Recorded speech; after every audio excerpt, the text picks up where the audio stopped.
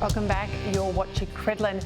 Environment Minister Susan Lee says that quotas should be considered for political staffers, not just MPs, as a way to boost female representation in the Liberal Party. It comes as the PM says he wants a woman to succeed him in the Sydney seat of Cook. To discuss this and more, I'm joined, as always, on a Friday by social commentator, the fabulous Prue McSween, and host of Outsiders here on Sky and editor of The Spectator, of course, the incomparable Rowan Dean. Rowan, I'm going to start with you. I have to say, and I've said this before, you can have a room with 50-50 men and women. It doesn't mean they're equal. I've seen it so many times. The difference is who holds the power, who speaks up, who is brave, who's making decisions. And, I make the aside too, he gets no credit for it, but in the Abbott years, there were 50% more than 50% senior staff were women in the Abbott Prime Minister's office, and 50% of all ministerial chiefs of staff were women. There wasn't a quota there anywhere, not one quota. Do we need quotas for staff? Do we need quotas for MPs? That's the argument. No, because as you mentioned, The Spectator, my editorial in The Spectator this week, I've very strongly come out against this idea of quotas. As you pointed out on Monday, I think it was, Peter, brilliant editorial, how, or it might have been Wednesday, how there were women in power and position in all the women who confronted, for example, Brittany Higgins' allegations at the time were all women. If you go through all the various things that have happened, this ridiculous, horrible story about the homosexual men performing whatever acts upon each other in some minister's office, alone or together, and filming it, that had nothing to do with the lack of women in Parliament. I would like to know, where are the role models, the senior ministers or other members of the government, homosexuals who are role models to these guys? Why aren't they speaking up and saying, you can't do this? You would argue, what has getting more women into Parliament got to do with that scandal? You go through them one by one. Nicole Flint, the government has failed to keep one of their best MPs. So I'm not sure how bringing more MPs into Parliament is going to, more female MPs is going to help them at all if Liberals can't hold on to the good ones that they've got. If you need quotas, it means your people aren't good enough. Just look at the Labor Party. Look at what quotas in the Labor Party have delivered up second-rate politicians, and they're I'm not going to name them, but they're all sitting there, and you can see for yourself what quotas have delivered. The Liberal Party can boast much superior talent than that, so why on earth would they go down the Labor route is beyond me. Yeah, look, it's interesting, Labor's got quotas and that didn't save all those Labor women from Kevin Rudd. It didn't save the country from Kevin Rudd, I might add. But that, their behaviour with the flight steward that time and the temper tantrums and all the stuff that's quite legendary, more women in the Parliament didn't resolve those sorts of issues. And I look at us right now, Prue. There's two of us and there's one of Rowan. We don't need a quota to get there. Exactly, he's terrified. I wish on the issue of quotas that women were as much part of the debate. I know some are saying we want quotas. It's all right, they're in the Parliament now, some of them. But where are the women in the safe seats? That won't be solved necessarily about a quota. The women will get the seats that are unwinnable. I've seen this happen before.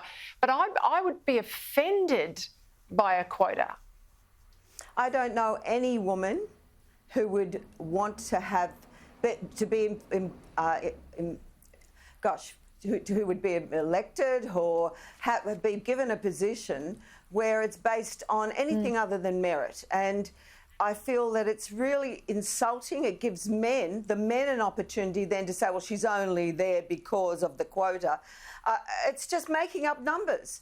We want to be elected or given positions because of our talent.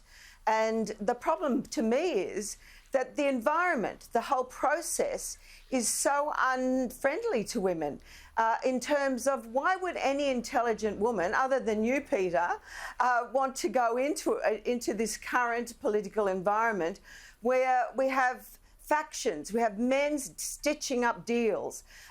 You have to park your principles for position.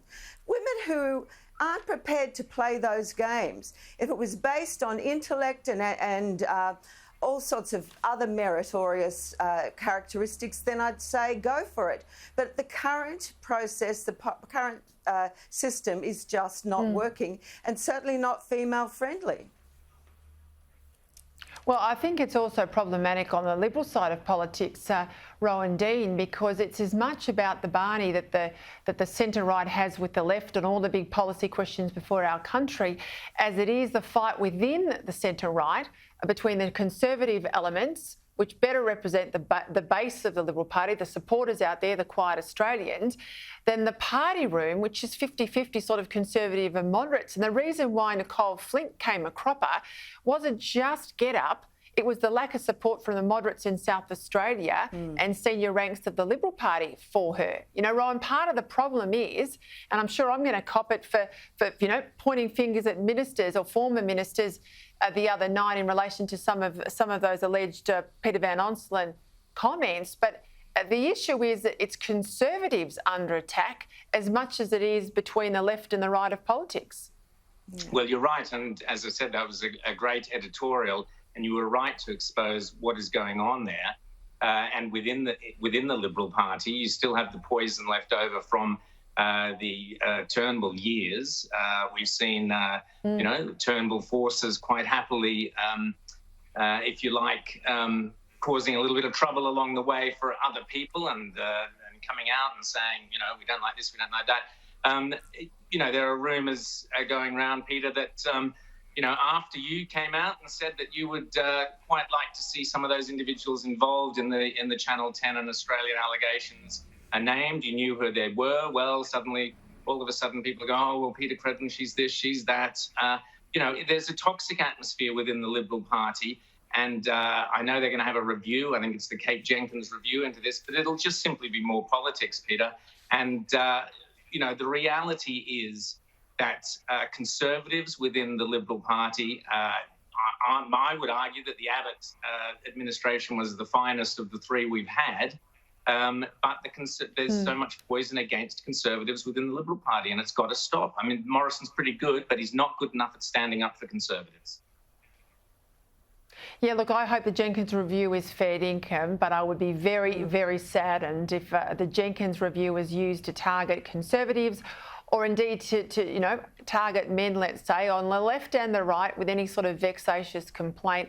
I think the genuine stuff must be out there on the table. But yes, I better batten down the hatches in case stuff comes at me yet again. There's been a bit in the past, but I got broad shoulders. You're used to it, Peter. You're used to it, Peter. Go for it. There's nothing that hasn't been written before. Goodness me, the terrible haters of the left. Anyway, let's go into some other issues. What about this story? There's a boys' school in Victoria, Prue, in the southwest of Victoria. Boys were forced to stand up in assembly and apologise to female classmates, just generically. This is in Warrnambool at Brower College. They apologised to girls right across the board, they say, for offensive behaviour on behalf of the male gender. Now, the principal, I'm told, Prue, has now apologised for the apology, but what were they thinking? Absolutely. They're saying it was symbolism that they were getting them to do this. What about respect for these young boys? Not every man is like the vile blokes that we've been seeing over the last, period of time exhibiting themselves in Parliament House. I would say that really most Australian men respect women. There is a culture sometimes where, let's have a go, mate, all of this. But generally, it's up to the women and the home to make sure you instill that respect in both their daughters and the sons. And I found it was really offensive, and I'm glad that the parents really had a go at the principal and the school for doing this. These poor young boys who do understand about consent, I mean, they're doing it right through the schools now. And I think it also has to happen at home. We need to have kids sitting at the dinner table with the family, and respect is shown by how the parents interact and how you treat your children. And I think it's really appalling that these boys were singled out and made to feel so bad. Prue, you are spot on, and I won't sort of name anybody, but I was privy to a conversation amongst a lot of my girlfriends recently on the back of all this stuff in Canberra, and they are conscious to raise good men. They are mums who are really conscious that they want their sons to be exemplars, and you're right about it being in the home. Let's go to the US, Rowan. Joe Biden says he's going to run in 2024. He makes no apologies, he says, for reversing the Trump era. This was his long-awaited first press conference, 65 days into office. He's talking about a whole range of things.